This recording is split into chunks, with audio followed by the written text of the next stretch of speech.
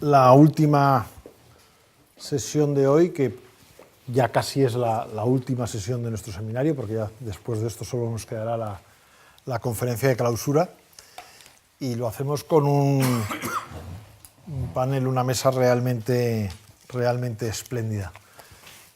En varias ocasiones he ido recordando un poco cuál era la lógica o el orden en el que queríamos tratar los distintos temas sobre la Unión Europea que queríamos ir viendo en estos días, y este era el momento, y lo apuntaba en varias ocasiones, de hablar de economía. Pero yo tenía un especial interés en que esta mesa redonda sobre, digamos, economía y Unión Europea, que sería, digamos, el marco general, la pudiésemos mantener con 4 personas que reuniesen una doble característica, y es la de tener tanto una, digamos, base académica o actividad académica incluso sólida y en muchos casos actual, en otros pasada, al tiempo que una experiencia empresarial práctica y por lo tanto un punto de vista más práctico y no meramente teórico, ¿no? No quería que nos perdiésemos en esta tarde en disquisiciones, sino que bajásemos a los muchos problemas concretos que en este momento tiene planteada la Unión. Y para eso tenemos a 4 invitados. Yo creo que casi voy a hacer la mínima presentación de los 4 para que luego vaya más fluida la ronda. Y entonces empiezo por la derecha. El primero es Fernando Fernández. La parte académica la cubre en este momento porque es profesor de l'IE Business School, pero es doctor en economía, tuvo o tiene una trayectoria docente y académica amplia, pero posteriormente pasó por el Fondo Monetario Internacional, ha pasado, en fin, por muchos sitios. Actualmente está en el Consejo de Bankia, pero, en fin, yo creo que probablemente de los que están aquí, me atrevo a decir que probablemente sea el más conocido, porque es un partícipe habitual escribiendo en medios de comunicación y presente en medios de comunicación. Ha sido rector de 2 universidades madrileñas en distinto momento, ¿no? De la Nebrija y de la Europea. En fin, yo creo que probablemente Fernando es bastante bien conocido por todos, y aparte porque también entre los presentes hay muchos viejos amigos. Rocío Albert es profesora titular en el Departamento de Economía Aplicada de la Universidad Complutense de Madrid, que es mi departamento, dicho sea de paso, esto es un añadido. Es, por tanto, también doctora en Economía. Ha sido, y ese es el punto con el que aterriza más a ese conocimiento práctico que yo quería un poco tener hoy aquí, ha sido viceconsejera de Economía en el Gobierno de la Comunidad Autónoma de Madrid. Luego de Industria e Innovación, yo nunca he sabido muy bien, ha sido 2 veces de cosas que yo... Me da siempre la impresión de que es todo lo mismo, pero en fin, no sé si es que le cambiaban el nombre, pero vamos. Exactamente. Pero en fin, ha tenido muchos puestos también en la Consejería de Educación, y bueno, y por supuesto tiene una larguísima trayectoria también académica y docente y de publicaciones que no voy a contar.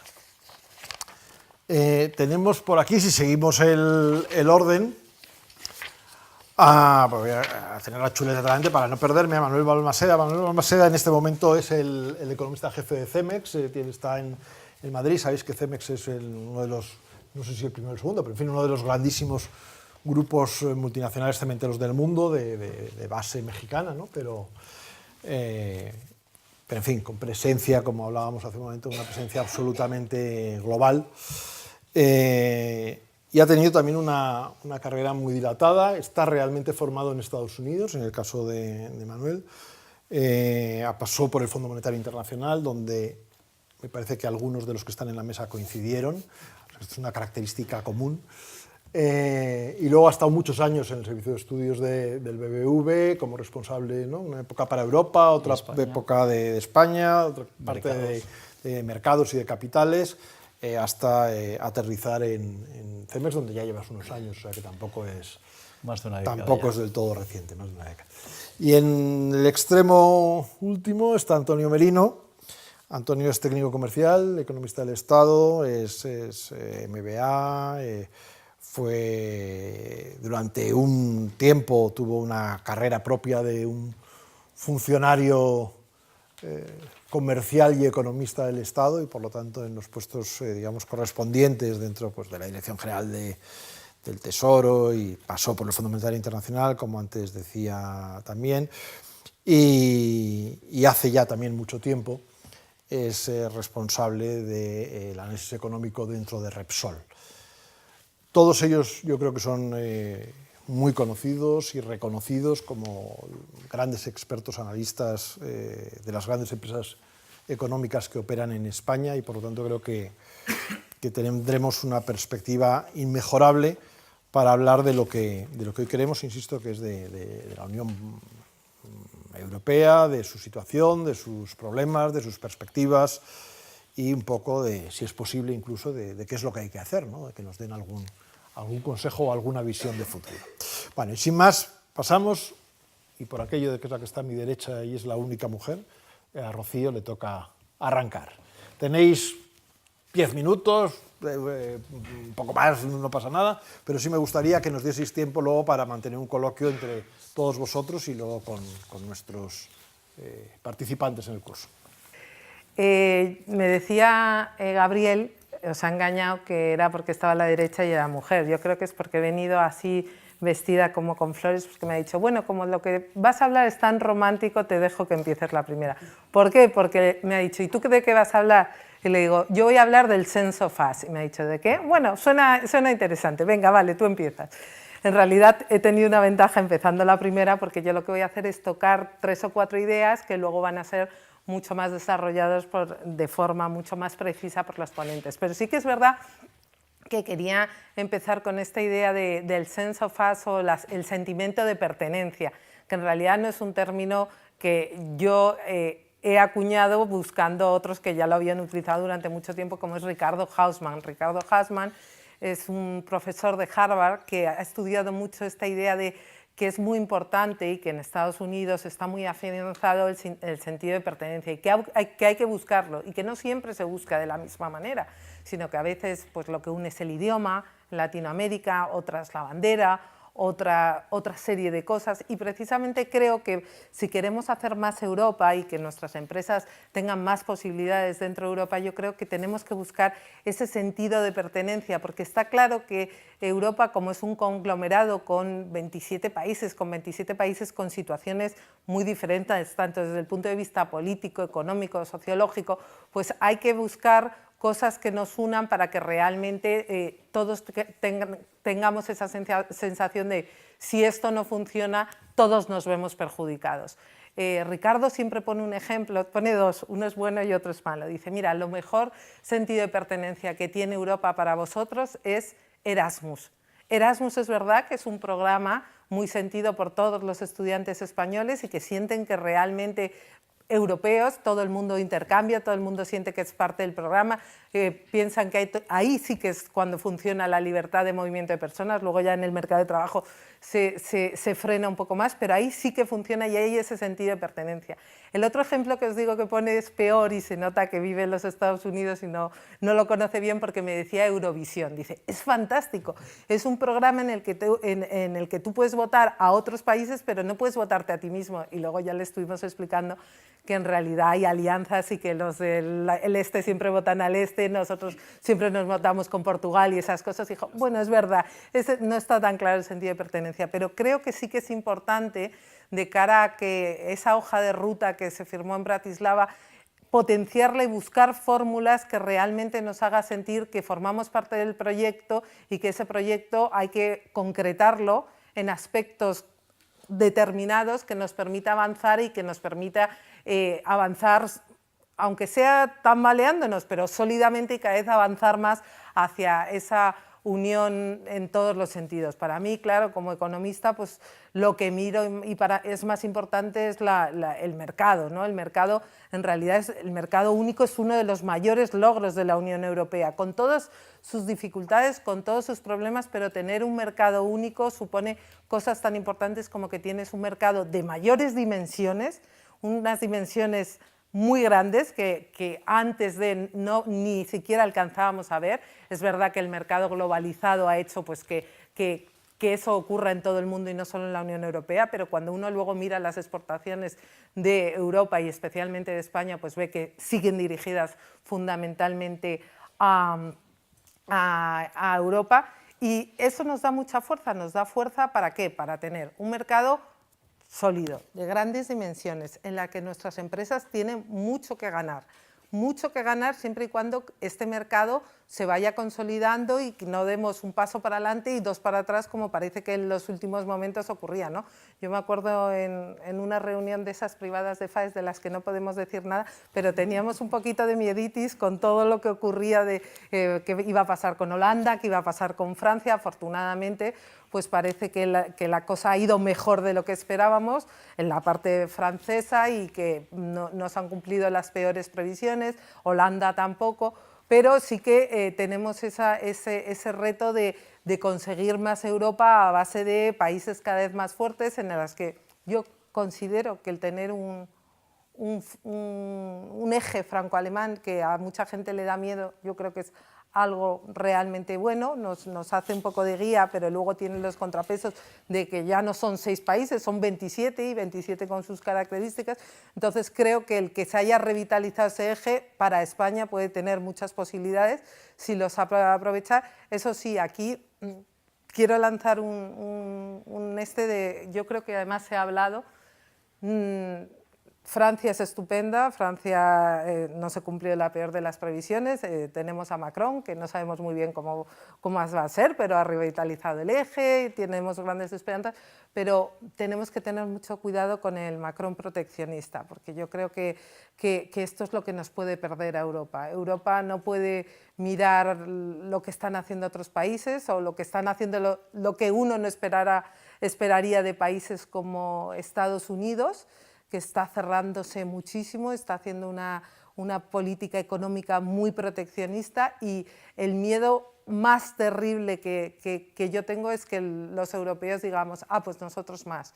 Yo creo que debemos ser más listos, debemos nosotros saber que aunque nos moleste, pues tenemos que ser listos en la gestión del TTIP, tenemos que ser listos en la gestión del CETA y tenemos que ser listos en la gestión del Brexit. Me consta que luego se va a hablar en detalle el Brexit, pero una cosa sí que quería decir, y a mí me gusta siempre poner ejemplos muy caseros, que es con mis hijos, que es lo que más información me da a mí, y mi hijo mayor siempre se queja de que yo soy una madre bastante estricta, y siempre me dice, es que me gustaría tener otra madre. Y yo le digo, ya, pero es que estas cosas como que no se pueden cambiar. Yo le digo, inténtalo, búscate otra familia, pero digo, la verdad es que no te va a salir, ¿no? Porque digo, y ahora tú tienes más que perder que lo que tengo yo. Digo, a lo mejor cuando estemos en situaciones diferentes, pues eso, cuando tú ya, espero que seas, quieres ser médico, un médico súper prestigioso, pues a lo mejor yo me tendré que plegar a lo que tú me ofreces, pero hoy por hoy, pues yo soy la que negocio, y yo pongo las 3 de la mañana y son las 3 de la mañana. Ahora, cuando venía de camino, Gabriel puede dar fe que me ha llamado y me llamaba para eso, era una cuestión de negociación de horas.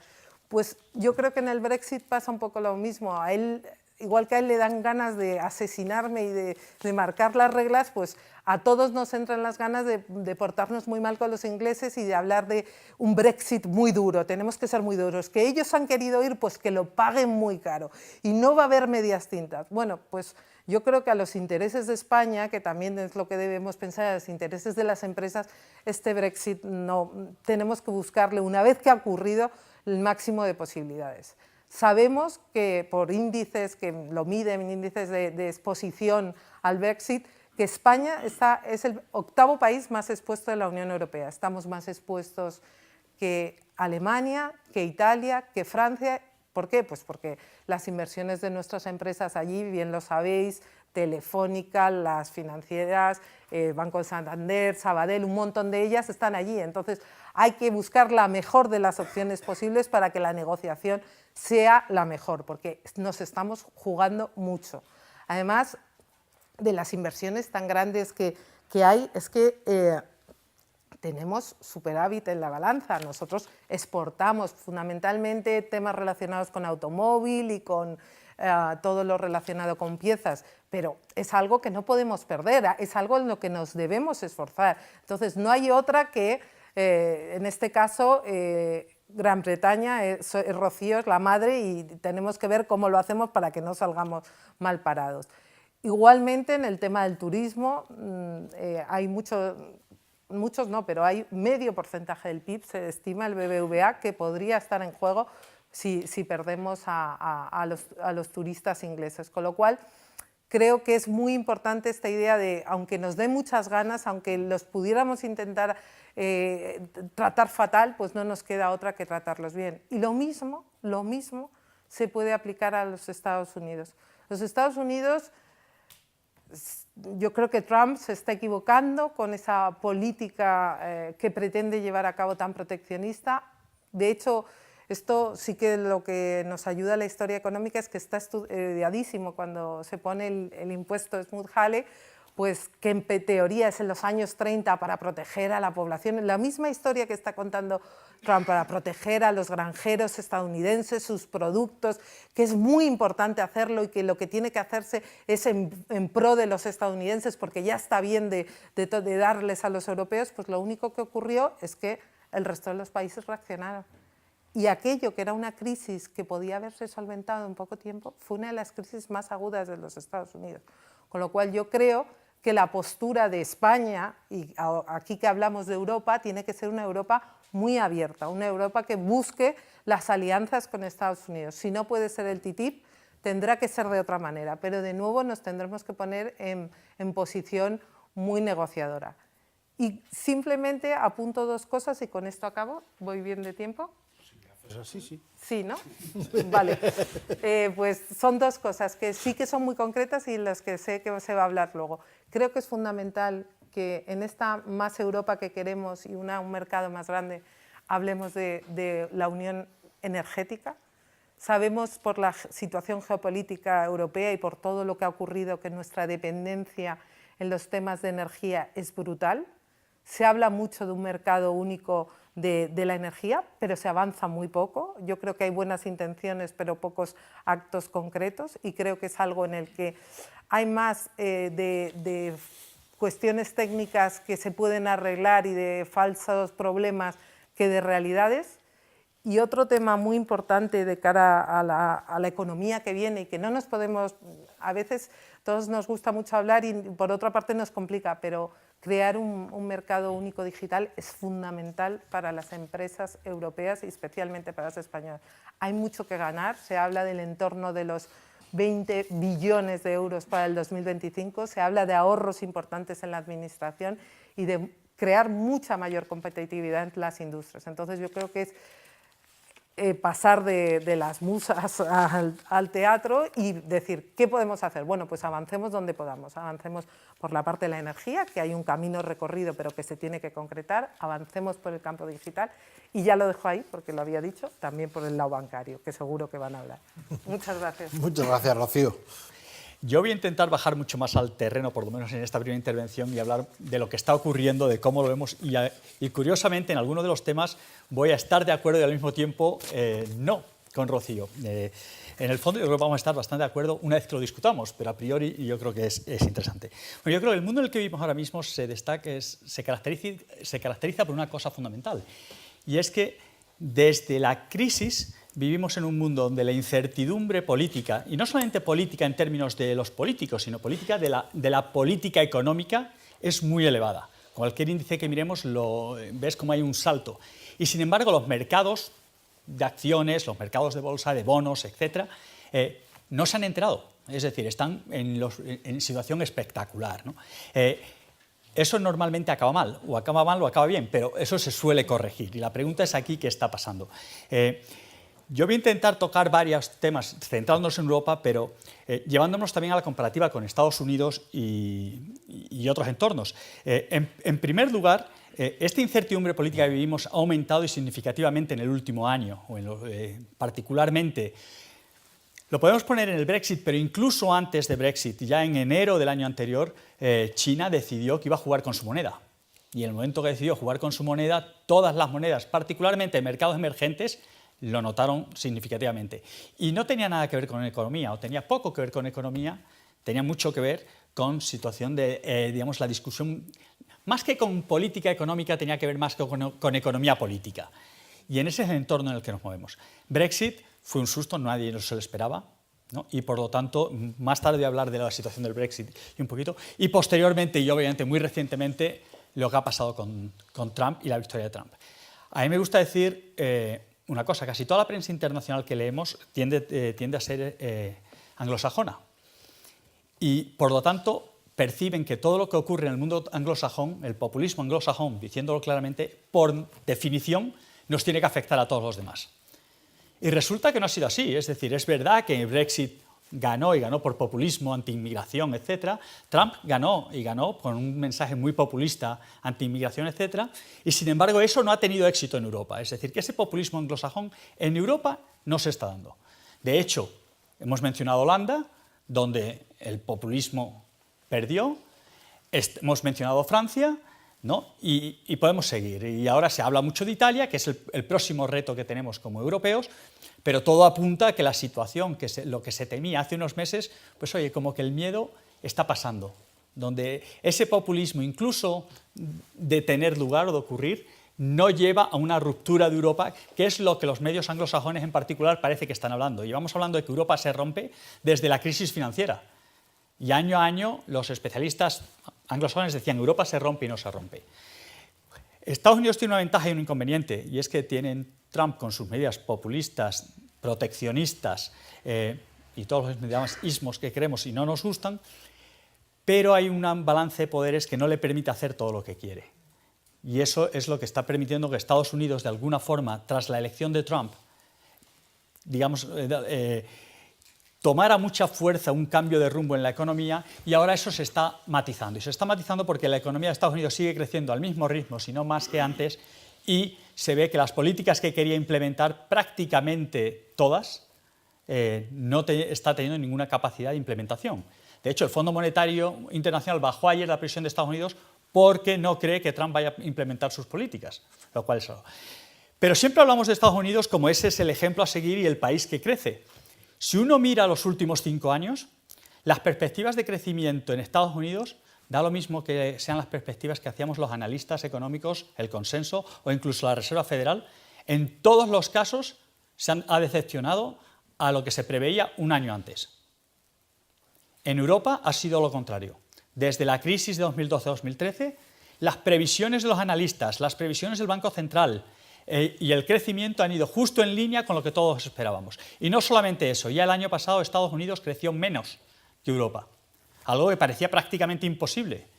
Y si miramos la diferencia, Estados Unidos solía crecer al 3,5, el potencial lo hablamos entre el 3 y el 3,5, y el de Europa en 1,5. Ahora todo el mundo está preocupado, el de Estados Unidos está en torno al 2, hay quien dice que menos, pero el de Europa sigue estando en 1,5, con lo cual algo deberemos haber estado haciendo relativamente bien o quizá no tan mal para que este deterioro del crecimiento a futuro no nos haya afectado. Obviamente, en todo esto juegan un papel muy importante los bancos centrales. La Fed obviamente fue el primero en actuar y por lo tanto corrió el riesgo, pero también se llevó todas las ventajas. El Banco Central Europeo ha sido mucho más agresivo, pero mucho más reciente. Pero el Banco Central Europeo tenía un papel adicional que jugar, que yo creo que hasta cierto punto ha tenido éxito, luego entraremos un poco más en algunos temas si interesa, y es que parte del problema del Banco Central Europeo es que está regulando un mercado que por mucho que nos empeñemos en decir que es un mercado único, que es el mismo y que hay unidad de mercado, no lo hay. No hay unidad bancaria, aunque le pongamos el nombre, no hay, y por lo tanto no hay unidad en la capacidad de financiarse las distintas empresas. Cuando el Banco Central Europeo empezó a introducir sus medidas de liquidez, una empresa en la frontera española con Francia, una empresa de menos de 1 millón de euros, una empresa pequeña, no pequeñita, pero una empresa normal, el coste de financiación era 3 puntos menos en Francia que en España. Desde luego, el level playing field, que llaman los americanos, no existía. Eso se ha corregido. Y se ha corregido gracias a las medidas de liquidez del Banco Central Europeo, que nos pueden gustar más o menos, pero que han sido muy agresivas y han entre comillas, obligado a las instituciones financieras a prestar, ¿no? Y por lo tanto está cumpliendo su objetivo. Y todavía le queda seguramente. Dicho todo esto, el problema de Europa, y aquí es donde sigue siendo que la política doméstica sigue tomando prioridad, o las decisiones domésticas, la prioridad sobre la europea, ¿no? Seguimos mirando todo desde la perspectiva exclusivamente nacional. Y ahí es donde nos falla y donde Europa tiene que cambiar, ¿no? Por eso decía que en parte estoy de acuerdo con Rocío, pero no lo estoy. Es decir, cuando estamos analizando el impacto que tiene Brexit, desde el punto de vista de España y qué hace España, no, nos estamos equivocando. Porque en el fondo es pan para hoy, hambre para mañana. Tenemos que mirar mucho más de hacer política europea. Y lo que nos tiene que interesar es qué es lo que beneficia a Europa, que seguramente sea llegar a un acuerdo razonable, pero lógicamente tú vas a perder en algo y ganar en otras. Y todos tenemos que hacer, si cada uno defiende solamente sus intereses nacionales, es una carrera hacia el pozo, porque al final te lleva a que justifiques, cada vez que hay que hacer una reforma importante en Europa, véase España, véase Italia, etcétera, es porque nos obliga Europa. Cuando se hacen políticas acomodaticias es porque yo lo hago, que soy muy bueno, ¿no? Al final eso te lleva a que el ciudadano, el votante, critique a Europa por todas aquellas medidas que le duelen y por lo tanto se genera un antieuropeísmo que no podemos permitirnos, ¿no? Y yo creo que eso es un problema. Dos puntos más para terminar rápido. Uno es Brexit. Vamos a ver, yo creo que el Reino Unido estaba fuera de la Unión Europea antes o después. Era una cuestión de tiempo. Es decir, si Europa va a funcionar y va a tener un futuro, yo diría es la zona euro, y eso quiere decir que la zona euro se tiene que integrar. Todo lo que ha dicho Rocío, muchas de las cosas que seguramente diga Fernando, pero al final vamos a ir hablando hacia una integración mayor en Europa y una toma de decisiones más a nivel europeo, con cesión de soberanía de los países nacionales hacia las entidades europeas. Y en ese sentido, el Reino Unido estaba fuera porque tomaron la decisión hace tiempo de mantener la libra y de mantenerse fuera de muchas cosas de la Unión Europea. Ahora bien, que como todos sabemos es mucho más bonito si, digamos, ese divorcio hubiera sido suave, tranquilo y en el tiempo, que no una ruptura en un momento dado muy brusca. Dicho eso, yo creo que el gran perjudicado de Brexit va a ser el Reino Unido. Al final, el Reino Unido es una economía pequeña, mucho más expuesta a Europa que Europa al Reino Unido, cuando miramos el conjunto, y que al final parte de lo que tiene que perder el Reino Unido puede que no venga a Europa, puede que se vaya a Estados Unidos, si es el sector financiero, pero desde luego el que pierde es el Reino Unido y Europa puede ganar algo. Yo no creo que Europa tenga que jugar un papel de decir yo quiero un hard Brexit, pero Europa tiene que poner unas reglas que se cumplan, y lo que no vale es negociar condiciones especiales para un país que quiere salirse porque quiere salirse, ni porque quiera salirse ni porque quiera quedarse. Yo creo que en Europa un problema que hemos tenido tradicionalmente es que las reglas no se cumplen. Pues vamos a poner unas reglas. Si al Reino Unido no le gustan, pues es muy duro. Vamos a negociar. Vamos a ver, yo no creo que los turistas británicos al final no vayan a volver a España. Ya venían a España antes del euro, ellos no están en el euro y desde luego no sé dónde van a ir, porque digamos que como muchos se van al Caribe, pero esa competencia la tienes de todas maneras, con lo cual hay muchas cosas que negociar, pero al final el Brexit va a ser una negociación muy dura, pero que de verdad le va a doler va a ser más al Reino Unido que Europa, y ese es un peso que tiene el Reino Unido, porque además el deadline lo tienen ellos. A mí una frase me encantó, y es que no sabemos cuándo empieza la negociación, pero sabemos cuándo termina. Es decir, nosotros sabemos que en el próximo Parlamento Europeo de 2019 el Reino Unido no debe tener miembros. Entonces ya tienes una fecha bastante cerrada de esto. Y en ese sentido, Brexit va a ser complicado. Luego profundizamos más en los impactos que pueda tener. Y para cerrar, para no expandirme mucho más, solamente mencionar los riesgos, ¿no? Yo creo que hay una serie de riesgos geopolíticos y políticos que a Europa nos van a afectar mucho, ¿no? Están los obvios, como es China, ¿no? Que hay que recordar que parece una tontería, pero el mayor socio comercial de Alemania ya no es Francia, ya no es ningún país europeo, es China. Entonces, todo lo que ocurre en China va a impactar significativamente sobre Alemania y, por tanto, sobre el resto de Europa, ¿no? Pero eso nos pilla más lejos. A mí, los dos riesgos que más me preocupan cercanos a Europa son dos. Uno, el proteccionismo, que ha mencionado perfectamente, y el segundo es el riesgo político, ¿no? El riesgo y su implicación sobre política económica. El proteccionismo, por dos razones. La primera es que la victoria de Macron ha sido muy favorable para todos, pero Macron es un liberal francés, ¿no? Y un liberal francés tiende a ser proteccionista casi por definición, ¿no? Y casi por tanto vamos a tener un movimiento proteccionista en Europa, del cual yo creo que no favorece a Europa y desde luego no favorece a España, ni mucho menos. Y eso es un peligro. De Macron, si hay algo que me haya gustado, es que su primer movimiento ha sido atajar la reforma laboral en Francia, que no se atrevía a nadie, ¿no? Y por lo tanto los primeros movimientos son positivos, pero queda mucho partido por jugar, porque muchos lo han intentado y ninguno lo ha conseguido, ¿no? Y el segundo es el riesgo político, y en el riesgo político me voy a centrar no ya en el populismo que te lleva fuera de Europa, ¿no?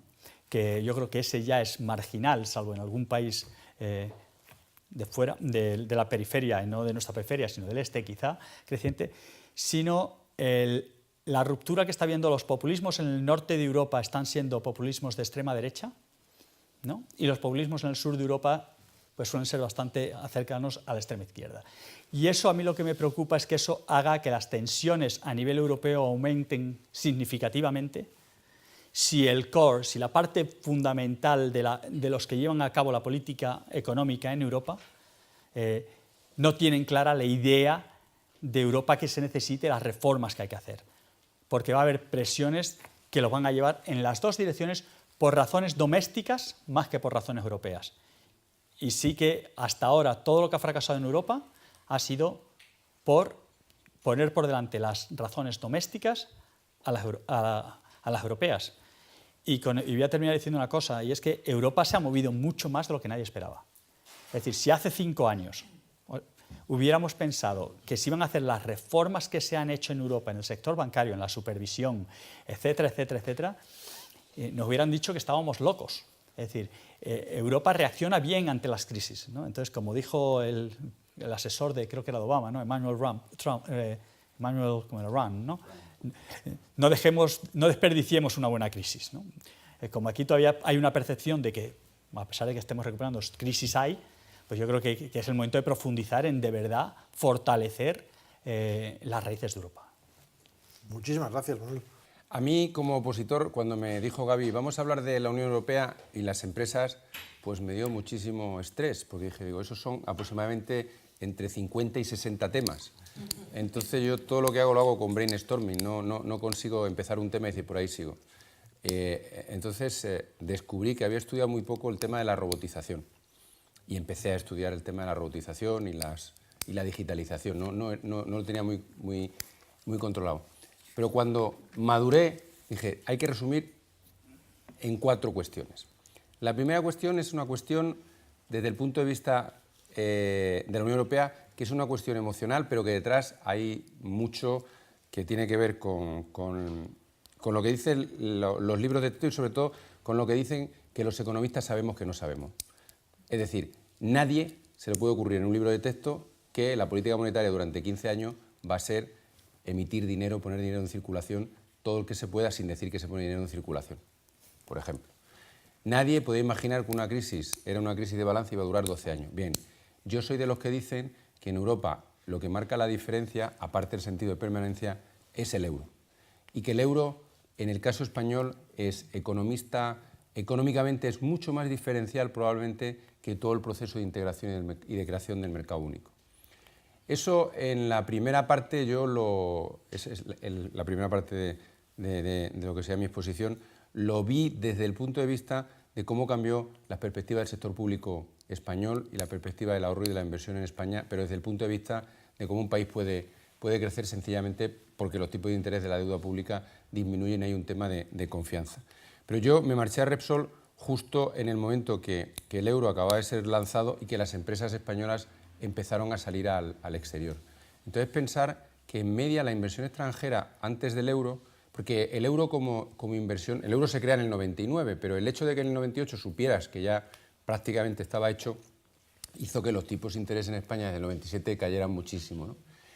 Y de hecho la inversión extranjera de las empresas españolas responde a dos elementos fundamentales. Uno es la creación del mercado único y que muchas empresas españolas dejan de ser monopolio, tienen competencia y no saben qué van a hacer. Y digo, una parte de mi mercado lo tengo que ceder y además va a haber más competencia, me tengo que ir fuera. Y dice, ¿cómo me voy fuera? Bueno, hasta que no aparece el euro, pues no se produce una multiplicación. Pensar que la exportación de capitales, o lo que es la inversión extranjera directa de España, hasta el 97 en media, estaba mirando, eran 596 millones de euros.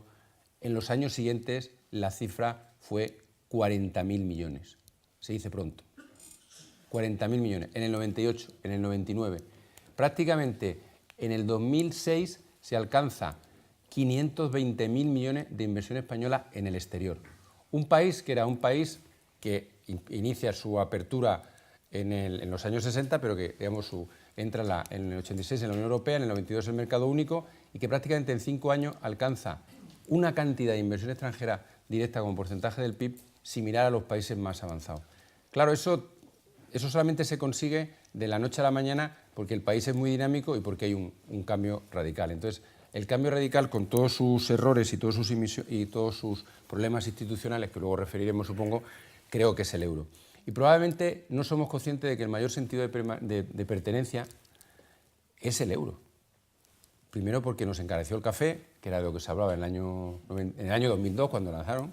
Ahora parece ser que todos somos mileuristas, pero nadie habla de otra cosa que no lleve el apellido euro. Pero es que si salís fuera se utiliza absolutamente igual y además ese sentido de pertenencia es fundamental. Con todos sus problemas institucionales, que yo creo que no son tantos, porque realmente en el diseño del euro lo que se pensó es que los países tenían que tener una, digamos, disciplina fiscal que no se tuvo básica y exclusivamente porque nadie la tiene cuando se dan la facilidad de no tenerla. Entonces el euro te dio la facilidad de no tenerla. Entonces una cuestión como esta yo creo que es lo que ha permitido a España crecer de una manera fundamental. Es verdad que son empresas grandes y luego han sido empresas pequeñas, pero cuando uno lo compara y dice, luego hemos tenido por ese crecimiento tan fuerte una crisis, ¿no? Y el otro día estábamos viendo que en términos de PIB, ya este trimestre, este mes, hemos alcanzado el PIB que teníamos en 2008, en diciembre de 2008. Se han pasado 10 años prácticamente, ¿no? de crisis. Pero ojo, en PIB hay otras muchas cosas, como es la renta per cápita, que están mejor desde hace muchos años y sobre todo si nosotros hacemos la comparativa y tiramos una línea de dónde estábamos en renta per cápita todos los países en el 80 europeos de la zona euro y de no la zona euro, España, a pesar de la caída, sigue en unas condiciones mejores en la comparativa relativa. Es decir, estamos mucho más cerca de Italia de lo que estábamos en los años 90. ¿Por qué cuento lo del euro? Porque el euro me permite hablar de un elemento fundamental en el tema de qué Europa tenemos, que es la competencia o la competitividad internacional de las empresas. Os quería acabar, por ejemplo, comentando el tema del euro y por qué permitió a las empresas españolas crecer. Cuando yo llegué a Repsol tenía que hacer unas presentaciones en las cuales me decían, ¿por qué no cuentas la historia de cómo financiamos la compra de una empresa argentina que se llamaba Yacimientos Petrolíferos y Fiscales, YPF? Y digo, ¿así? ¿Y qué queréis que cuente? Dice, tú que eres economista que has estado viendo el tema del euro, mira cómo lo hemos hecho. Claro, cómo lo hemos hecho es que nunca nadie había lanzado una emisión en los mercados internacionales tan grande en una empresa española, nunca. Y se lanzó porque como estaba el euro, tú apelabas a los mercados internacionales y la gente decía, oiga, esto es una emisión en euros, el riesgo es euro. Eso le pasó a Telefónica, antes de que Fernando en el Perú y sin el euro recibiera la mayor inversión que Perú ha recibido nunca, 4 puntos del PIB por la entrada en una subasta pública de Telefónica, y él estaba en la otra parte, que decía, esto es mucho dinero, se acaban de cargar el programa de Perú por exceso de entrada de capitales. Pero en el periodo este fue fundamental, y si miráis, la consecuencia natural de eso es la eficiencia y la productividad de las empresas que han ido en ese proceso de inversión exterior, nos sitúa a todas en el mismo rango de productividad que nuestros socios europeos. Y cuando digo europeos y digo americanos. Es decir, la petroquímica, la telefonía, la electricidad, todas las empresas, por no hablar del sector bancario, tienen la misma productividad que cualquier otra empresa del mundo. Es decir, no solamente te has abierto y has crecido, sino que has tenido una evolución de competitividad. Ahora bien, ¿por qué se construye eso? Probablemente son cosas que están en los libros de texto, pero probablemente son cosas que a lo mejor, por eso decía que es un tema muy emocional, que es una percepción mía, y no sé lo que piensa Gabriel, que también estuvo muy cerca. Se construye porque hay dos países que tienen dos líderes que tienen muchas personas que emocionalmente los formaron y que fallecieron en la Guerra Mundial. Yo he estado con Kohl, que en paz descanse, 3 veces, y he estado en el entorno de Mitterrand, y eran países que tenían una guerra. Ahora lo que nos planteamos es que vamos a seguir construyendo Europa y que vamos a alcanzar un tesoro único y vamos a alcanzar una unión política y fiscal. La unión política y fiscal en Estados Unidos, pues aquí hay especialistas o que lo han vivido, pues yo creo que les costó unos años, y si no es por la guerra civil americana no sé dónde estaría. O sea, el proceso no va a ser tan sencillo, pero es hacia donde tenemos que ir.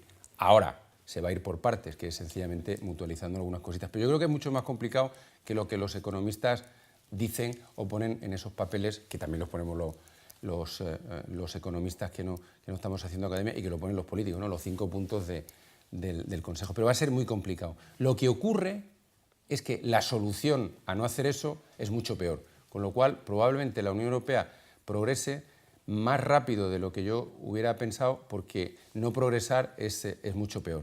Y ahí tienes el tema del Brexit o el tema del aumento de los populismos. Institucionalmente os remitía al eje franco-alemán. El eje franco-alemán, digamos que cuando se crea el euro, es un eje en el cual alguien cede una soberanía monetaria, que es el Bundesbank, y alguien cede una soberanía política, que es Francia, que, digamos, Alemania no tenía ningún peso en el exterior, y se ponen de acuerdo. Pero también creo que es fundamental para la Unión Europea que haya más países. Y yo creo que los dos países que son claves en la construcción europea son España e Italia. España lo fue clarísimamente en el 97-98, porque sin el impulso de España probablemente Italia nunca hubiera entrado, hubiera frenado la creación del euro de una manera muy vaticana, muy elegantemente, pero con mucha sapiencia, que es lo que está ocurriendo ahora. Yo realmente creo que esos 4 países son la clave y que se va a avanzar. Que se va a avanzar institucionalmente, pero como os decía, el marco institucional que se está creando y que ya se está avanzando, hay que tener en cuenta 2 cosas, que yo creo que has dicho tú y también he dicho anteriormente. A ver, Rocío lo ha señalado y tú también, yo lo has dicho al principio, que es que básicamente la Unión Europea en la que estamos, avanzando institucionalmente, se hace hablando de unión bancaria, pero realmente no hay unión bancaria. Se está hablando de unión, las empresas, tenemos un mercado único y a lo mejor hay comunicaciones, pero no hay un mercado único real, en el sentido de que o son empresas estatales, por ejemplo en el sector de la energía muy grande, o son mercados, en muchos casos, mercados nacionales. En lo que es un mercado internacional, da igual que sea en la zona euro que no. Facebook, Google, Uber, en determinados casos. Entonces, mi pregunta es, en este tema institucional de cómo se va a avanzar, yo vuelvo a repetir que la clave va a estar en el euro. Si el euro se pone en tela de juicio y volvemos a una crisis como la que tuvimos, que se salvó única y exclusivamente porque institucionalmente el Banco Central Europeo tenía el poder para hacerlo, entonces avanzaremos. Si no, los avances van a ser mínimos. ¿Y qué es lo que deberíamos hacer en la construcción europea? Bueno, lo que se está haciendo ya, es decir, los Estados deben tener una serie de restricciones para que en el momento en el que se produzcan condiciones como las que se produjeron del año 2005 al año 2007, pues sean los Estados los que tengan una capacidad de ser capaces de afrontar shocks. Y creo que el que afrontemos shock juntos solamente va a ser si realmente hay un shock muy fuerte en el euro. ¿Qué puede ser un shock muy fuerte en el euro? Pues que haya un problema en un país y que vuelva a haber una crisis de confianza en el euro. De ahí me gustaría pasar a una parte más concreta de empresas, ¿no? Que es las empresas energéticas. Como veis, no he utilizado argumentos muy de economista ortodoxo, pero los puedo utilizar y llego a las mismas conclusiones. No va a haber un avance decisivo en la parte fiscal y se está viendo en los bancos, es decir, ¿quién ha pagado el tema italiano de los bancos y quién ha pagado el tema español. ¿Y qué dice el mecanismo único de resolución? Oiga, usted arregle lo suyo y luego ya pondremos el dinero entre todos. No puedo hablar de banco porque no es mi sector.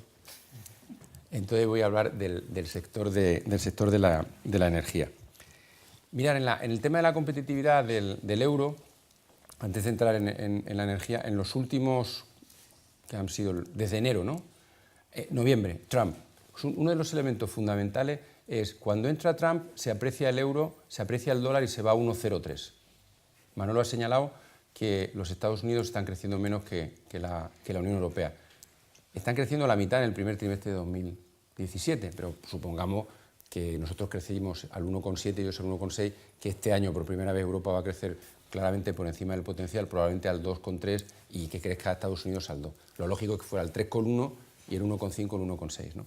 Lo que quería decir es, esto se da la vuelta muy rápidamente. En enero todo el mundo pensaba, o entre noviembre y enero, que en los Estados Unidos se iba a apreciar muchísimo su moneda, que además iba a crecer mucho, que además iban a tomar medidas de infraestructuras y que la Unión Europea iba a tener una moneda muy depreciada y además había entrado en una política monetaria muy expansiva y que con esa política monetaria lo que estaba haciendo es, oiga, está luchando usted contra la crisis, pero realmente lo que usted está diciendo es que tiene deflación. Esto se ha dado la vuelta que ha podido ser en 5 meses, ¿no? En el mes de mayo los mercados cambian completamente y ahora el euro se está apreciando, esta mañana estaba 1,14, 1,15 ya, ¿no?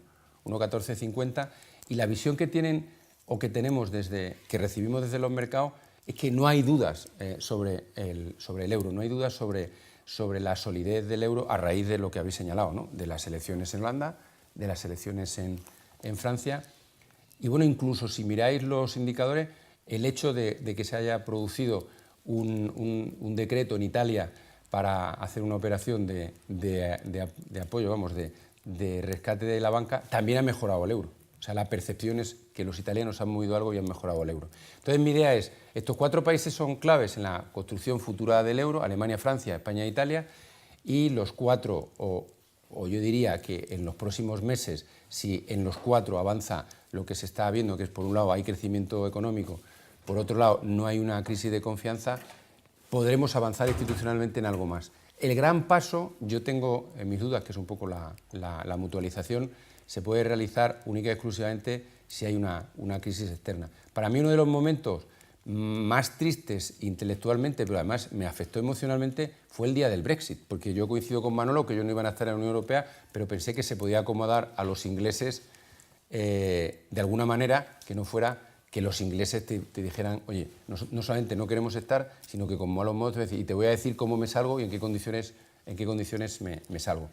Entonces, yo creo que lo del Brexit fue una llamada de atención, pero el hecho de que el Brexit se diluya en la sensación que tenemos, no va a ser tan severo o no va a ser tan duro, no debe dejarnos de pensar que el gran reto que tiene la Unión Europea es que en algún momento esto se puede dar la vuelta y algún país que está dentro del euro puede enfrentar una situación de decir, oiga, yo me quiero ir. Ese es el momento en el que habría que hacer todo lo posible por frenarlo. El tema de la energía. Son 52 temas. No, yo solamente 2. ¿Me das 2 minutos? 2 minutos. O 1 minuto. Yo tengo que hacer siempre una disculpa, pero los que me conocen saben que aunque hago la disculpa, no la necesito porque yo lo que cuento es lo que estoy convencido que hay que contar. Yo trabajo en una empresa petrolera, ¿vale? Como trabajo en una empresa petrolera, pues tengo que decir que las tecnologías que se subvencionan tienen que ser las que sean menos costosas. Entonces, en el tema energético tienen que tener siempre tecnologías que sean neutrales. Es decir, si yo con mi tecnología reduzco más CO2 a un precio que es 1/10 parte de lo que es otra tecnología, hay que apoyarla, sobre todo en el periodo interino. Dicho de otra manera, si usted, subvencionando el coche diésel que se retire, consigue algo que le va a costar 10 veces más favoreciendo el coche eléctrico, pues entonces dentro de 10 años favorezca el coche eléctrico, pero ahora no lo haga eso. ¿Por qué digo esto? Porque es muy importante en la Unión Europea que tengamos en cuenta esto, ¿vale? ¿Por qué? Porque estamos en una transición energética y en las transiciones energéticas están apareciendo algunas cosas que son muy importantes. En lo que es, y con esto acabo, la competencia internacional de las empresas y la energía, y aquí acabo, no solamente existe Estados Unidos. Trump cambia la competencia de todas las empresas que hay en Europa, incluso la que se os ocurra, tiene un componente energético con respecto a Estados Unidos, ¿vale? Entonces, en los próximos 10 años, todas las empresas vamos a enfrentar, las energéticas y no energéticas, un problema de diferente competitividad con los Estados Unidos si las políticas de Trump siguen en los próximos años. Y dos, los que tienen energía barata tradicionalmente y por lo tanto han estado compitiendo con nosotros y han generado algunos de los problemas, digamos, de desigualdades que no de caída del número de personas que salen de la pobreza, son los chinos. Los chinos tienen un coste de la energía muy barato y eso va a afectar también al futuro de las empresas europeas. La verdad es que pensaba que había hablado 7 minutos, estaba temeroso de no llegar a los 10 minutos, pero por la cara del moderador he consumido mis 10 minutos. La ventaja de hablar el último es que, por un lado, se ha dicho muchas de las cosas que yo podía haber querido decir, y el inconveniente es que se han dicho muchas cosas en las que estoy en desacuerdo y entonces tengo que discutir, con lo cual voy a parecer un poquito más inconexo de lo que ya normalmente soy, que es bastante, ¿no? Entonces, por aclarar un par de temas que me parecen interesantes que han salido aquí, por ejemplo, cuando Manuel decía que el populismo en el norte es de derechas y el populismo en el sur es de izquierdas, pues ya te está diciendo, eso tiene que ver con ser un país acreedor o un país deudor, ¿no? Y eso también lo vemos en España, o sea, el populismo en el norte, en el noroeste, es supuestamente de derechas y el populismo en el sur pues es de izquierdas, y también tiene que ver con ser acreedor o deudor. Quiere decir que al final hay una serie de transferencias fiscales encubiertas que están detrás de gran parte de los movimientos populistas. Y esto me lleva al tema del euro, que es uno de los temas fundamentales de los que tenemos que hablar, ¿no? Y de la política del BCE. Y luego, otra cosa previa, también muy rápidamente, es verdad que las expectativas de crecimiento en Estados Unidos han ido revisando a la baja y en Europa al alza, pero también es verdad que hoy Estados Unidos tiene un PIB que es aproximadamente el 15% superior a lo que era el 2008 y Europa tiene, la eurozona, exactamente el mismo PIB que tenía en 2008. Es decir, que desde entonces aquí algo habrá pasado en la economía americana que han salido antes y más rápido de una crisis que además era suya, en teoría. Y eso algo que ha pasado son los fallos en el diseño institucional de la Unión Monetaria, ¿no? Yo creo que hoy esto es un hecho cierto. Cuando lo empezamos a escribir en un papelito en FAES en el 99, el 99 no, 2008 debió ser esto, ¿no? 2007, bueno, fue el libro aquel, Fernando, 2009, nos llamaron de todo y nadie se lo podía creer. Y luego la verdad es que hoy ya esto es un hecho conocido, ¿no? Y establecido y aceptado en todas partes. La Unión Monetaria tiene un diseño incompleto. Yo siempre recuerdo una anécdota que algunos de vosotros os acordaréis, que en un debate sobre la Unión Monetaria en Frankfurt todo iba muy bien hasta en Berlín, hasta que se me ocurrió hablar de la Unión Bancaria. Y entonces se levantó un señor muy ilustre, que a la sazón era presidente de la Confederación de Cajas de Ahorros Alemana, y dijo: dedicaré el resto de mi vida a que la Unión Bancaria no suceda. Noviembre de 2011. A lo cual yo, después de un primer momento de pánico, obvio, dije, bueno, pues entonces vamos a empezar a dedicar el resto de nuestra vida a cómo salimos de esta, a preparar estrategias de salida, porque la Unión Europea, el euro, sin la Unión Bancaria no aguanta, no es sostenible. Y eso es un poco de lo que quería hablar ahora, pues hay muchas otras cosas, pero eso es un poco el tema central, ¿no? Y el tema central básicamente es, de estos 10 minutos, es que es verdad que hemos avanzado mucho, y es verdad lo que decía Manuel, sin duda, y parte de lo que decía Antonio, que es parte importante de los fallos de diseño en la Unión Monetaria se han corregido, pero es verdad también, como reconoce la propia Comisión en el libro blanco de Juncker que salió en febrero, que si hoy tuviésemos que afrontar una crisis como la que afrontó Europa el año 2010-12, pues probablemente el sistema no aguantaría. Y básicamente no aguantaría porque hoy ya somos todos conscientes de las limitaciones y llevamos 8 años intentando, este es el punto de desacuerdo fundamental que tengo yo con Manuel, como él sabe bien, llevamos 8 años intentando paliar incapacidades de política europea con una política monetaria extraordinariamente agresiva, extraordinariamente activa y extraordinariamente hiperexpansiva, ¿no? El BCE se ha visto obligado o ha asumido voluntariamente, esta es una discusión que podríamos estar horas, pero la realidad es que el BCE está tomando unas decisiones que no le corresponden, decisiones que tienen fuertes implicaciones cuasi fiscales, pero que es verdad que responden a la incapacidad institucional de la propia Unión Monetaria. Y por lo tanto es verdad que en defecto de esas decisiones muy probablemente el euro pues, se hubiera roto. Ahora, es verdad también que tenemos que plantearnos seriamente de una vez que esto no es una situación deseable y que el BCE cada vez va a ser un banco más impopular. Yo os pongo un ejemplo muy fácil de entender, haciendo un poco lo que hacía Rocío de poner ejemplos pedestres, ¿no? Pero estos son los que utilizamos con nuestros hijos, ya para que nos entiendan alguna vez, ¿no? Pues, y el ejemplo es muy sencillo, cuando la Reserva Federal toma decisiones de intervención de política monetaria, toma una decisión, inyecto liquidez, compro o vendo bonos, para entendernos, ¿no? Y ya si eres muy sofisticado, ¿a qué plazo del compro los bonos? Vamos, compro y vendo bonos, esto que explicamos todas las operaciones de mercado abierto. Cuando lo hace el BCE, toma una segunda decisión, bonos de qué país compro. Y eso no es una decisión trivial, esa es una decisión fiscal. Si compro bonos de un determinado país, le hago mucho más fácil a ese país financiar el déficit público y, por lo tanto, le hago más fácil que no haga consolidación fiscal. Le hago más fácil que siga teniendo un déficit por encima de la media o por encima de su situación estructural. Y no estoy hablando de nadie, pero es una realidad que todos conocemos, ¿no?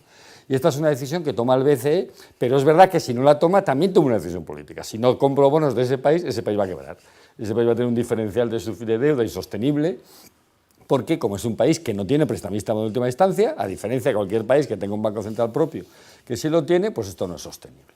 Dicho de una manera muy clara, yo creo que en Europa tenemos, y el documento del libro blanco y luego los documentos de reflexión que han ido saliendo sobre la Unión Monetaria, en general sobre la Unión Europea, y los dos que impactan de alguna manera en la Unión Monetaria y Bancaria, el que se refiere explícitamente a la Unión Monetaria y el otro que habla de la globalización y la cohesión, son dos, como he dicho en un papel de una opinión de FAES, y yo por lo tanto ya está publicado, me parecen una oportunidad perdida, son una buena declaración de intenciones de las cosas que nos preocupan, pero en ningún caso se resuelven, porque sigue aludiendo a abrir un proceso de decisión, y ponía el ejemplo muy claro. O sea, está pasando un poco con la Unión Monetaria lo mismo que pasa en España con el mercado de trabajo, que lo tenemos diagnosticado hace 20 años y nunca tenemos la voluntad política de corregirlo.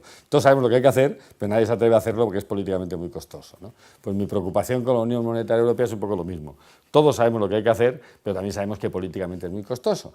Mi único problema adicional, o mi inquietud adicional, es que si no lo hacemos, esto no aguanta. Esto llega a un momento en que la gente es muy consciente de los fallos y a la primera crisis habrá alguien que quiera especular contra el euro y se lo llevará por delante. Por cierto, el riesgo que aquí no se ha mencionado nunca es el que, por ejemplo, un informe del Deutsche Bank cita como el primero en su lista de grandes riesgos políticos, después hablar del Brexit y de las elecciones francesas, de las holandesas. Y de verdad lo que me preocupa es Italia. Un país en el que en 20 años no ha pasado nada, nunca pienso que vaya a pasar nada en los próximos 20 años, pero es un país que en algún momento tiene un tamaño y un nivel de endeudamiento y un nivel de exposición a la Unión Monetaria que si en algún momento alguien llega a la conclusión de que ese país no puede sostenerse, tendremos un problema serio, ¿no? Ese riesgo está ahí. Pero bueno, ¿qué es lo que habría que hacer en mi opinión? Bueno, pues yo creo que hay, y se define claramente, hay tres cosas en las que tenemos que avanzar, por resumir: unión bancaria, unión fiscal y unión política.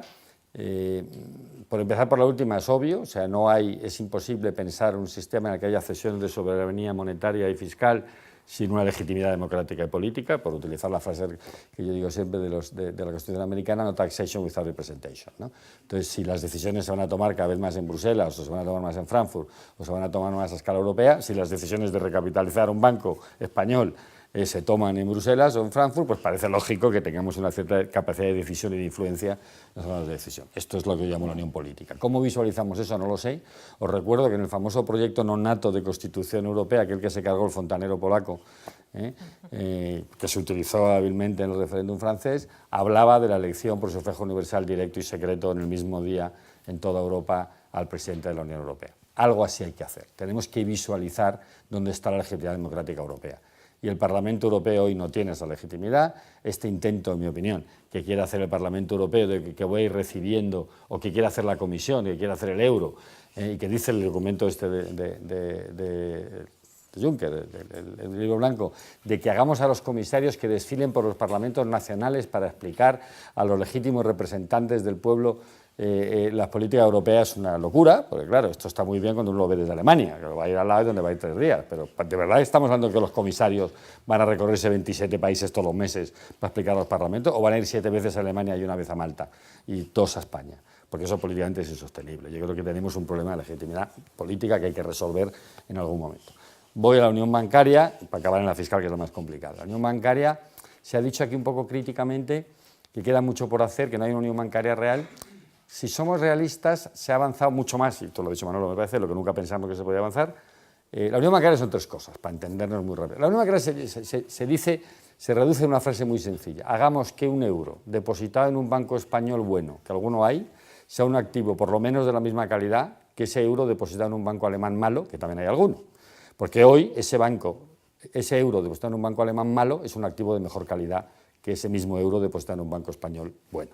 Y esto no puede ser, porque esto quiere decir que en un momento de crisis, incertidumbre, nerviosismo o manías, que los mercados sabemos bien que son sujetos a manías y pánicos, como dice el libro clásico, pues la gente va y deposita su dinero, porque todos somos especuladores, es decir, a nadie nos gusta perder dinero tontamente, y cuando estamos nerviosos, pues lo ponemos donde queremos que está seguro. Entonces, para evitar eso, hay tres cosas que hay que hacer, y son las tres patas de la unión bancaria. La primera es tener un supervisor común, y de ahí nace el BCE asumiendo el mecanismo de supervisión, el MUS, famoso mecanismo de supervisión, en vigor desde noviembre de 2014, que tiene un montón de problemas y que todavía queda mucho por igualar. Y que todos sabemos que no llamamos capital a lo mismo, no llamamos activos deteriorados o activos dudosos a lo mismo, pero bueno, en eso estamos avanzando y con grandes dudas y con grandes problemas y con tal, pero yo creo que realmente se está avanzando más de lo esperable y de una forma relativamente razonable. Estamos avanzando y además yo creo que con las últimas crisis, incluida la del Popular y las italianas, el BCE se ha cargado de legitimidad para dar una vuelta adicional a acabar con las famosas options y discretions nacionales, es decir, con las herencias de que cada país ha conseguido meter en su legislación bancaria, que es una forma de proteccionismo encubierto de tus bancos, ¿no? Yo creo que eso claramente va a avanzar muy rápidamente y esa parte está, creo yo, bastante bien encauzada.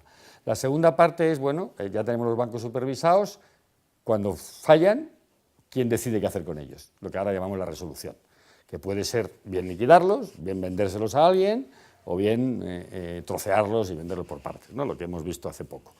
Esa decisión está tomada teóricamente en un mecanismo único que entró en vigor el 1 de 2016, pero es verdad, como también hemos visto en el caso italiano, que deja muchos flancos discrecionales abiertos. Es decir, la legislación permite que si un gobierno nacional de un país fuerte, porque lo que ha hecho Italia no se lo hubiera permitido nunca nadie a Malta ni a Eslovenia, tiene la suficiente fuerza política como para decir, mire, déjeme usted que yo primero rescate mis bancos y luego ya, si hace falta, ya aplicamos el mecanismo de resolución. Eso es verdad que está en la norma, es verdad que hay unas circunstancias especiales, el artículo no me acuerdo cuál, de la directiva, que lo permite. Es decir, no ha habido una ruptura formal de la ley, pero sí ha habido claramente una ruptura del espíritu de lo que era el mecanismo europeo de resolución. Y esto es lo que hay que evitar. Lo que hay que evitar es que ese mecanismo de resolución pueda ser solo intervenir, que es lo que a mí me preocupa particularmente, que pueda entenderse que la aplicación de un mecanismo europeo, sea de resolución, de supervisión o fiscal, solo se aplica a aquellos países débiles, porque eso es lo que hace el proyecto del euro y el proyecto de la Unión Europea insostenible. Si la Unión Europea solo son reglas para los malos, la Unión Europea no puede durar. La Unión Europea tiene que tener reglas que son comunes para todos, países buenos y malos, deudores y acreedores. Primero, porque no todo el mundo es deudor y acreedor toda su vida, los países tienen un ciclo vital como tenemos las personas, pero además porque políticamente es insostenible un espacio democrático que las reglas solo se apliquen a unos y a otros no. Y esto es lo que tenemos que resolver con el mecanismo de resolución.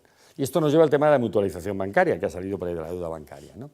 Los alemanes tienen aquí que me lleva al tercer punto, ¿no? Que es el Fondo de Garantía de Depósitos. Lo único pendiente realmente en la Unión Bancaria es el Esquema Europeo de Garantía de Depósitos, de lo que hay un proyecto de la Comisión, que cada vez que hay que ponerlo en marcha se aplaza y que no está aprobado por el Consejo y que por lo tanto no existe formalmente un camino. Todos sabemos lo que hay que hacer. El problema es muy sencillo, el problema es que los bancos de los distintos países llegan a ese esquema europeo de depósitos común con posiciones muy diferentes.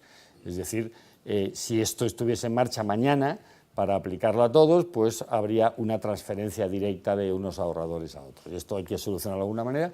Y yo creo que la manera obvia de solucionar esto es separando los problemas de herencia, los famosos legacies costs, de los problemas de funcionamiento futuro. Es decir, hay que hacer una especie de one-off. Perdonadme que utilice mucha terminología inglesa, pero es que desgraciadamente en el mundo de la Unión Monetaria nos hemos hecho, como nos supervisan a todos desde Frankfurt y no nadie habla alemán, sino que todos hablamos inglés, pues ya nos hemos acostumbrado a esto, ¿no? Y me vais a perdonar eso. Pero bueno, este es un tema que yo creo que está en vías de resolución. De hecho, la experiencia europea siempre ha sido que aunque la norma diga que la resolución realmente se mutualiza en 8 años, si hubiese una crisis grave, yo no tengo ninguna duda de que se adelantaría el momento de implementación de ese mecanismo. Entonces, me preocupa relativamente poco. Lo que pasa es que me lleva al segundo tema, al tercero y final, que es la unión fiscal, perdón, que es donde los alemanes se hacen fuertes. Porque es muy sencillo. La posición alemana es, y ya me lo han dicho repetidas veces, oiga, sí, yo estoy de acuerdo en que haya un tesoro europeo, estoy de acuerdo en que haya una política fiscal europea. Lo que no estoy de acuerdo en que esto sea un cheque abierto sin reglas fiscales explícitas. O sea, no puede haber un pasivo contingente abierto permanentemente a que el contribuyente alemán o el holandés o el finlandés, que se esconden detrás del alemán, es decir, los contribuyentes ricos, entre comillas, de tesoros ricos, estemos financiando permanentemente, sin ningún límite, a los contribuyentes, entre comillas. Y esto no es un problema de solidaridad, es un problema de reglas de juego. Yo creo que la unión fiscal se traduce necesariamente en unas reglas de estricto cumplimiento que limiten los déficits públicos a los que los países se han sometido, una vez acordados, y este es el problema gordo, que tienen que tener un mecanismo automático de imposición y, en su momento, lo que yo llamo el arma de disuasión nuclear, que es la capacidad de intervención por el poder central de las finanzas autónomas. Esto es lo que dice la Ley de Estabilidad Presupuestaria Española, por cierto, no es nada distinto de lo que en su momento en España intentamos hacer. Es verdad que también el ejemplo español ejemplifica muy bien lo difícil que es aplicar una norma escrita, por mucho que esté aprobada por amplia mayoría en el Congreso, porque aquí había habido razones múltiples para intervenir más de una comunidad autónoma, fiscalmente estoy hablando, no quiero entrar en otros temas, y no ha habido porque políticamente tiene un coste altísimo. Esto va a pasar en Europa también, pero es verdad que los alemanes han subordinado cualquier avance adicional en mutualización de deuda bancaria o de mutualización en sentido amplio de la Unión Monetaria a tener unas reglas fiscales creíbles, de aplicación automática y las que tengan garantía. Y esto es importante. Y esto es lo que estamos hablando de la unión fiscal. Cuando hablamos de unión fiscal no estamos hablando de los mismos impuestos en todos los países, que esto es un absurdo metafísico y además desde el punto de vista de política económica es un error, porque las estructuras económicas son muy distintas, las realidades competitivas de los países son muy diferentes y por lo tanto las estructuras fiscales deben de responder a las estructuras productivas. No, yo siempre pongo el mismo ejemplo, no es un accidente que en Dinamarca tengan un autoconsumo elevadísimo y una economía de servicios muy poco desarrollada cuando tienen unos impuestos del 27% sobre el IVA que afecta a todo. Cortarse el pelo es carísimo, ergo los daneses se compran una maquinita y se cortan el pelo en su casa, porque ir al peluquero es carísimo. Y esto no es un accidente, no es que a los daneses les gusten más las máquinas que a los españoles, es que en España tenemos un IVA sustancialmente más barato que ese para la peluquería. Y cuando se quiere subir se monta un pollo espectacular. Pero esto es lo que hay, es decir, las estructuras fiscales responden a las estructuras económicas. En un país de servicios no puede tener la misma estructura impositiva que un país industrializado. Pero bueno, esto por aclarar lo que llama. Pero el segundo problema con la unión fiscal es hacer lo que yo llamo un overpromise. Y otra vez me sale la palabra inglesa, no sé cómo decir esto. Prometer lo que no se puede dar. Por ejemplo, no se puede esperar que resolver los problemas de la unión monetaria solucione el problema de la convergencia real. No se puede esperar que darle estabilidad, permanencia y seguridad a que el euro es y seguirá siendo la moneda de la Unión Monetaria Europea y por lo tanto la moneda local de todos los países que emitimos en deuda, solucione el problema de la convergencia real. Porque no hay ningún país, unión monetaria establecida durante 100 años, que tenga una convergencia real. Las diferencias de renta per cápita en Estados Unidos, donde llevan un área dólar de hace 150 años, no son menores de las que son en Europa. Y allí nadie discute que la unión monetaria se sostiene gracias a la convergencia real. Es un error pretender vender la necesidad de la convergencia real para conseguir la unión monetaria. Son dos cosas completamente distintas. Yo no digo que no haya que avanzar en disminuir los niveles de desigualdad de renta, de riqueza, de lo que queráis, o de empleo dentro de la Unión Monetaria Europea. Claro que hay que hacerlo. Pero eso no es una condición necesaria de sostenibilidad del euro. Y si nos empeñamos en poner eso como condición para avanzar en dotar de estabilidad a la unión monetaria, nos cargamos la unión monetaria y nos cargamos el euro y tendremos que empezar a pensar en estrategias de salida. Lo mismo respecto a la discusión sobre cuál debe ser la política fiscal adecuada en la unión monetaria. Es decir, si en Europa debe haber o no consolidación fiscal, si tenemos que acabar con este presunto austericidio, que luego cuando hace uno números no se cuenta por ningún lado lo del austericidio, porque la verdad es que aquí ajuste fiscal de gasto justito, pero es que en Europa igual, pero es igual. Si uno tiene que tener una política fiscal mucho más expansiva o no, podemos tener esa discusión y claro que habrá que tenerlo y habrá que discutir cuál es la política fiscal adecuada al ciclo económico en Europa y cuál es la que hay que compatibilizar con la política monetaria, pero esa es una discusión completamente independiente de que Europa necesita tener una política fiscal común como eurozona para poder definir una política monetaria común para la eurozona.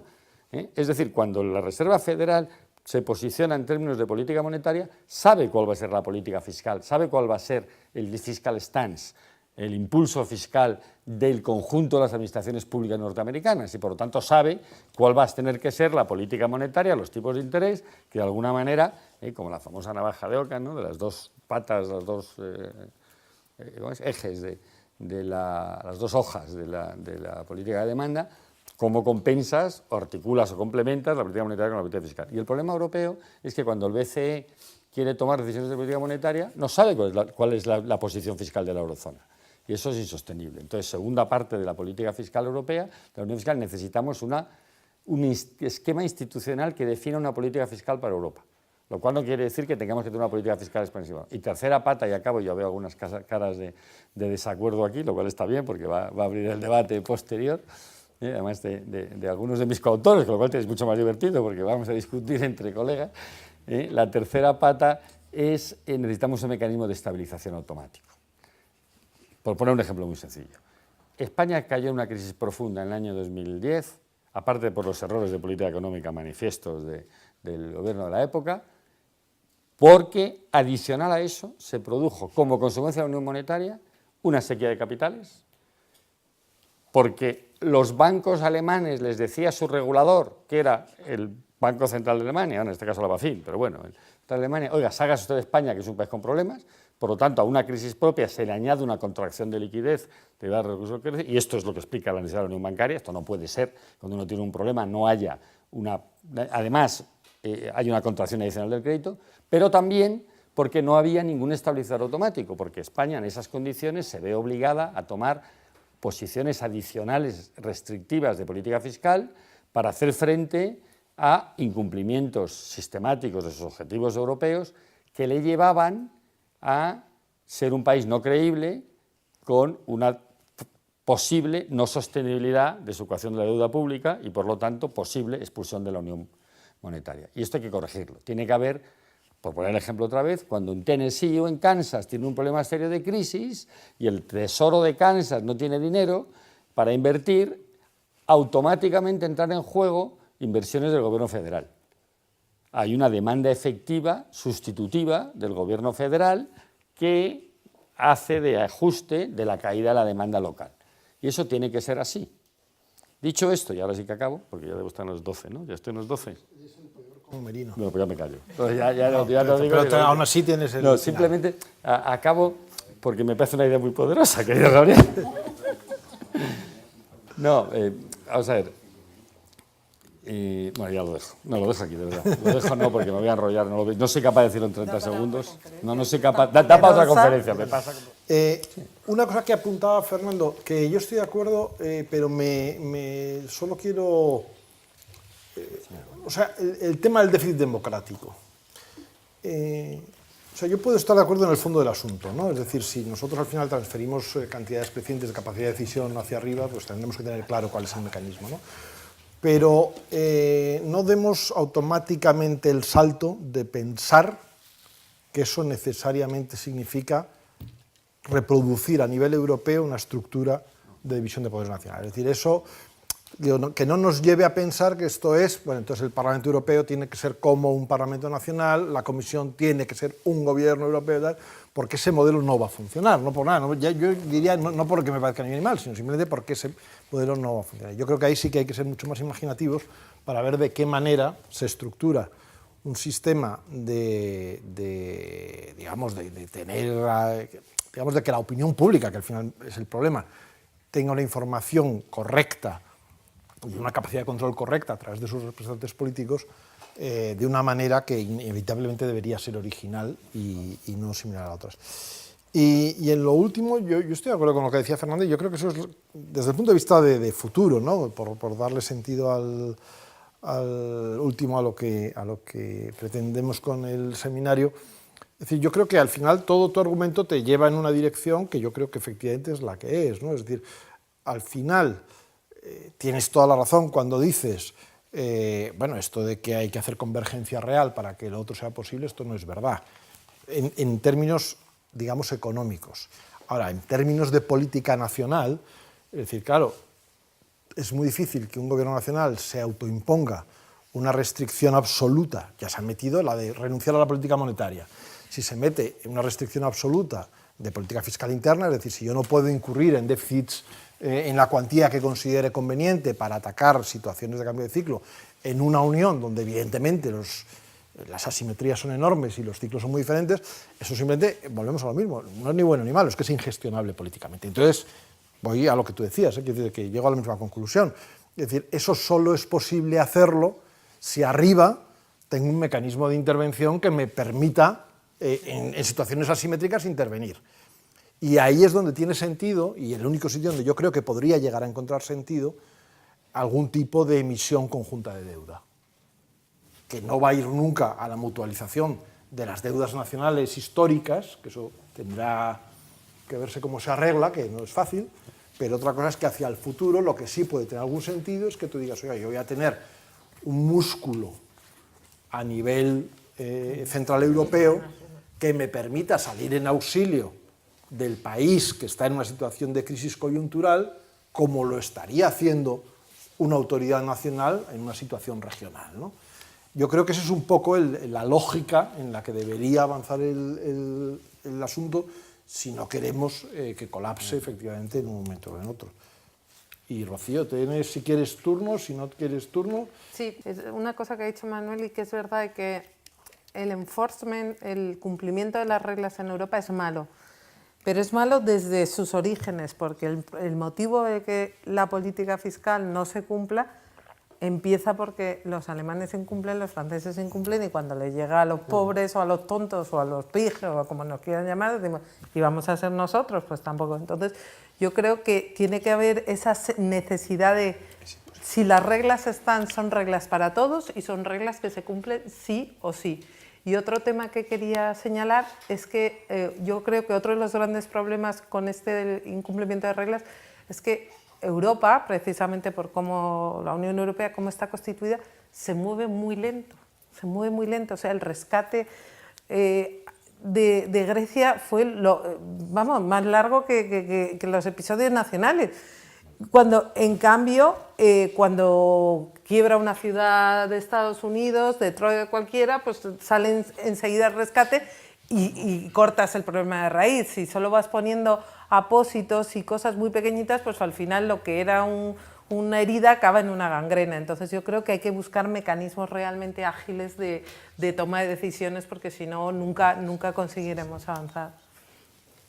Tú también tienes derecho. Vamos a ver, yo creo que hay una cosa que es clave. Fernando hablaba mucho de la unión bancaria y de lo importante es esto. Yo es que mi definición de unión bancaria va más allá todavía. Es decir, a mí me parece alucinante que los bancos, el porcentaje de bancos en España que son españoles es 100%, no tanto, pero en Italia es el 100%, en Alemania es el 100% alemanes. Es decir, al final tenemos bancas que son locales y que los mecanismos que tenemos ahora no los solucionan.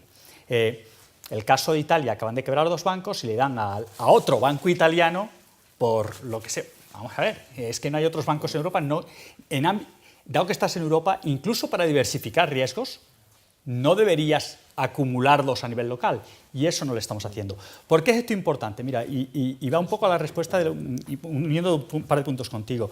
El vínculo de la banca con el sector inmobiliario en Europa y en Estados Unidos es muy diferente.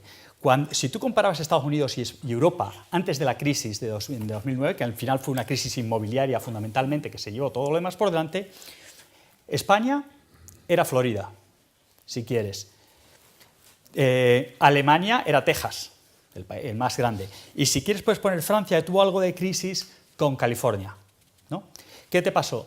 Que en aquellos, obviamente, hay una crisis inmobiliaria en Florida que te afecta a todos los bancos, que al ser nacionales hacen que haya una respuesta muy rápida por parte de la Fed y por parte de fiscal, porque se ven todos afectados. ¿Qué ocurre en Europa? En Europa tienes una crisis local. En España, y Arizona era Irlanda, si quieres, que fue el que más cayó, ¿no? En Europa es local. Tienes una crisis inmobiliaria en España que asimismo afecta a la financiación local, es decir, del país, y a la banca, pero nadie responde a nivel europeo porque es un riesgo local para ellos. Lo que no está, obviamente, lo hacemos dinámico y resulta que respondemos 2 años más tarde, cuando nos damos cuenta de que no es tan local, sino que por efecto contagio, la que estaba en crisis cuando Estados Unidos ya empezaba a salir era Europa. Y entonces cuando ya tiene que reaccionar Europa.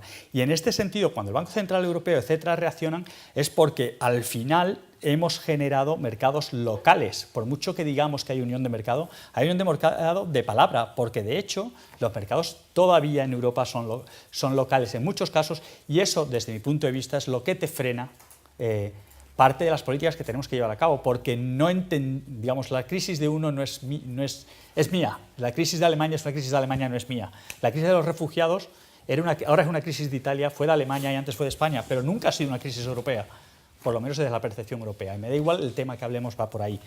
Y con ese tema te afecta. Y el Banco Central Europeo, es verdad, y estoy de acuerdo contigo, que pueden haber pasado, pero si Europa estuviera unida, lo que ha hecho la Reserva Federal en Estados Unidos, o el Banco de Israel, o el Banco de Inglaterra, que sí que tienen esas características que tú quieres, no es muy diferente de lo que ha hecho el Banco Central Europeo. Es decir, han reaccionado. Y es verdad que lo que tú dices, han comprado deuda local. El problema es ahora, no lo que hizo hace 4 años. Bueno, pero es que nuestra crisis fue de 3 años posterior a la de Estados Unidos, ¿no? Es decir, dame 3 años y entonces hablamos que Estados Unidos todavía están pensando si venden los mortgage-backed securities o no, o cómo lo hacen. Y lo que quiero decir es que cada uno tiene sus cosas, y sí que es verdad, pero que el Banco Central Europeo, y estoy de acuerdo contigo, ha reaccionado de una forma muy heterodoxa, que pagaremos en un futuro, pero que ha sido lo que han hecho todos. Al final no hay banco central que no haya sido que no haya seguido las reglas, ¿no? Antonio. No somos conscientes de que lanzar la moneda única es muchísimo más difícil y era muchísimo más inesperado que el que se llegue a una cosa fiscal como la que señala el moderador. A partir de ahora hay un fondo de emergencia y aquellos países que tengan una crisis ex novo se crea. Nunca se puede dejar de valorar que lo que se hizo por una serie de coincidencias de astros, eso para mí es clave y no se tiene clave en las discusiones. Segundo, vamos a hablar de unión bancaria o de unión monetaria, pero la unión monetaria existe. No digamos en las ponencias para lograr la unión monetaria, porque aquí hay miembros que dicen, vamos a lograr. La unión monetaria existe. No tendrá unión fiscal, pero existe. Lo que no existe es un mercado único interbancario. Aquí vosotros pensáis que hablamos de bancos, los bancos europeos entre ellos no se prestan nada. Entonces, vamos a ir poquito a poco. 600.000 millones era el dinero que los bancos españoles debían al resto del mundo, porque la posición internacional de España, es decir, hemos sido un país que hemos conseguido mucha financiación de fuera y nos lo estábamos financiando. Pues decía la gente, es imposible, eso nunca más, o sea, siempre os lo van a financiar, está con garantías, no sé qué. No, nada, no se financia nada. Todo se financia porque hay institucionalmente un mecanismo que es el BCE. Entonces, el mecanismo institucional que se creó con la zona euro es el BCE. El animal que nosotros construyamos a futuro, como se llama el moderador, no va a ser un animal en el que tenga presidente elegido en un régimen presidencial directamente y una unión fiscal como la que podemos pensar. Va a ser un animal muy raro. Ese animal muy raro está funcionando mejor de lo que esperábamos hace 3 años. Hace 3 años pensamos que el animal no funcionaba. Otra cosa que tiene una característica la Unión Europea es que como se dice, se hace desde arriba, se hace a partir de noches en las que los funcionarios no duermen y dan un pasito y luego te venden que ese pasito ha sido tal. No es una cosa que estén haciendo desde abajo, es muy complicado. Es decir, el día en que se decide por el grupo de trabajo elevar al ECOFIN que se va a avanzar para que fiscalmente se ayude con el mecanismo, con el European Mechanism que antes se llamaba el mecanismo de estabilidad financiera, los primeros rescates en los que la Unión Monetaria ayuda, no es algo institucional. Lo que es institucional es, tenemos reuniones cada mes y tenemos la Comisión Europea y las reuniones del Consejo. Y se hizo de un día para otro, luego se ha ido haciendo. Pero el germen de lo que señala el moderador, que me paso el tiempo, está. Pero no nos olvidemos de dónde estamos. Y institucionalmente lo que tenemos es un BCE, que no tenemos mercado interbancario y no hay un solo banco, porque el que teníamos estaba en el Brexit, y entonces no tiene nada en Europa, lo tiene allí. Por cierto, en Italia sí hay un banco francés. Bueno, sí, en España. Un banco francés que está en Italia. ¿Hay alguien aquí del BNP? Y que en el momento de la crisis, como ha señalado antes Fernando, determinados bancos centrales o determinados supervisores restringieron los créditos y la financiación a determinados países. Por último, no menos importante, la deuda pública durante la crisis no se compró por el BCE, se compró por los bancos nacionales para renacionalizar el riesgo país. En el tema, tienes toda la razón, en el tema de los bancos. Si te acuerdas, siempre hemos hablado esto de, y el otro día lo dijo no sé quién, cuando digo no sé quién es un ministro importante de algún sitio, un gobernador del Banco Central, creeré en la unión bancaria cuando vea fusiones transfronterizas de bancos. Praed. No sé quién fue Praed. Praed. Hay un pequeño problema con eso. Para poder hacer banca minorista europea hace falta productos minoristas europeos. Es decir, hace falta que una hipoteca sea una hipoteca en todos los países de Europa. Tenga el mismo nivel de protección, la misma seguridad jurídica. Es decir, tenemos que armonizar la legislación mercantil, incluyendo derechos y deberes de accionistas, acreedores, deudores, concursos, quiebras. Este es el problema real. No hay... No, perdona. Es más, tú sabes como yo, y no me quiero poner muy pesado aquí, que gran parte de la regulación europea ha hecho que los bancos que tengan filiales o sucursales fuera de su domicilio, pues para hacerlo muy raro, no puedes acumular capital. Es decir, que tú tienes un banco en el país X y el capital de ese banco no te vale para contar como capital tuyo. Banco X, tienes una filial 100% tuya en Dinamarca y cuando tú tienes que presentar tus cifras de capital a Bruselas, a Frankfurt, no te vale ese capital. Pero es más diferente el marco jurídico europeo del infinitamente más diferente que el americano. Del peruano, infinitamente. Del peruano o del colombiano o del brasileño, y los bancos españoles, por poner estos, están allí. Por lo tanto, ¿por qué no puede haber compras transfronterizas? Porque el nivel de bancarización que había en Perú era el 20% y en Sigue Alemania el 90%. sigue estando. Entonces no tiene nada que ver entrar en un país donde no hay bancos y tú bancarizas el país de entrar en un país donde está todo el mundo y quieres hacerte un hueco. Es que no tiene nada que ver. Perdona que me ponga así de franco. O el Reino Unido. Pero aparte, si es que no te dejan, no tienes por qué hacer el caso de un banco. En cualquier sector no vas a entrar, es muy complicado. Pues ya está. Ese es No, el no, problema. no, legalmente no hay ninguna restricción para que mañana un banco español compre, ni en Italia compre un banco. Vamos a ver, tenemos ejemplos claros. El banco... Los bancos que recientemente han sido intervenidos y vendidos, tanto el español como el italiano, se han ofrecido explícitamente a bancos extranjeros, por los dos países. Y ninguno de los dos ha encontrado un comprador de fuera del país. Ya, pero yo, antes de dar paso, me pongo la gorra de ciudadano normal, ¿no? Vuelvo a esto rupestre. Bueno, tú tenías... Es decir, claro, es que lo que uno entiende por un mercado único de servicios bancarios no es que tú puedas comprar un banco italiano, es que tú puedas abrir una sucursal de banca en Roma y vender productos españoles en Roma. Bueno, eso es pasaporte único, eso puedes hacer. No, ya, y el problema es el que tú dices. El problema ya no es, aparte del problema regulatorio bancario, el problema también es de puro derecho mercantil y civil. Que el problema es que claro, la hipoteca no es la misma, el título de propiedad no es el mismo, nada es el mismo. Entonces, hay que pasar siempre, en la Unión Europea, a ese punto siempre estás llegando. Es decir, siempre que das un paso, descubres una restricción adicional. Decías, ¿no? Que tienes toda razón en el tema político. La unión monetaria y bancaria que veamos no va a tener nada que ver con la que diseñaríamos idealmente, es nuevo, porque todo lo que tiene es una herencia legal, institucional de un montón de países que responden a muchas cosas. Las instituciones de los países no nacen porque sí, responden a la evolución de las fuerzas políticas, etcétera, etcétera. Y esto de repente no lo destruye ni lo innova, ¿no? Bueno, ahora sí, empezamos con las preguntas, si hay alguna, que alguna habrá, porque la verdad es que esto ha dado para mucho. Venga.